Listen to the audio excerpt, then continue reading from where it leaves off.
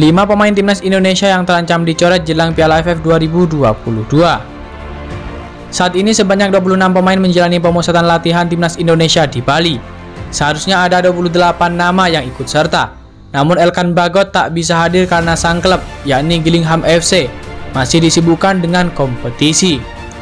Sementara itu Sandy Wells kembali merapat ke sang klub, yakni Cafe Michelin, dan diperkirakan baru bergabung ke skuad timnas Indonesia di laga kedua Piala AFF 2022 kontra Brunei Darussalam. Asisten pelatih timnas Indonesia yakni Nova Arianto mengonfirmasi akan ada 5 pemain yang dicoret sebelum skuad Garuda tampil di Piala AFF 2022. Akan diumumkan daftar pemain yang dibawa ke Piala AFF 2022 saat kita geser ke Jakarta. Jadi, ke Jakarta hanya ada 23 pemain yang masuk skuad Piala AFF 2022, kata Nova Arianto. Lantas siapa-siapa saja yang bakal dicoret? Berikut kami bakal menganalisanya. Berikut ini 5 pemain timnas Indonesia yang terancam dicoret jelang Piala AFF 2022. Yang kelima ada Muhammad Riyandi.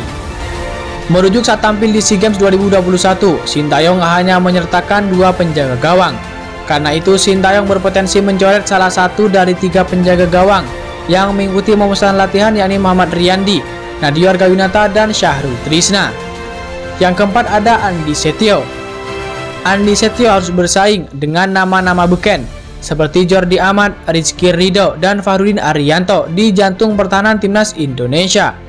Belum lagi ada 2 bek Persija Jakarta yang sedang hebat-hebatnya, yakni Ansa Muyama Pranata dan Muhammad Ferrari.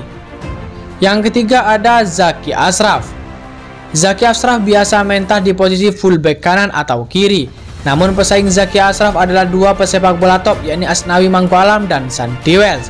Karena itu sulit bagi Zaki Ashraf bakal dibawa pelatih timnas Indonesia Sintayong ke Piala AFF 2022. Yang kedua ada Edo Febriansyah. Edo Febriansyah sedang ganas-ganasnya bersama dengan sang klub, yakni Rans Nusantara FC. Meski berposisi sebagai fullback kiri, Edo Febriansyah sanggup mengemas 2 gol dan 2 assist dari 11 pertandingan. Yang ke-1 ada Muhammad Rafli.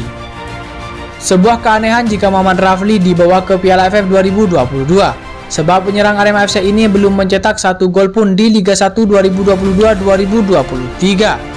Hal itu berbeda dengan penyerang-penyerang lain di timnas Indonesia seperti Ilija Spasojevic yang sudah mengemas 7 gol, Dendi Sulistiawan 2 gol, dan Ramdhani Sananta 3 gol. Sekarang menarik menanti siapa-siapa saja pemain didaftarkan Sintayong.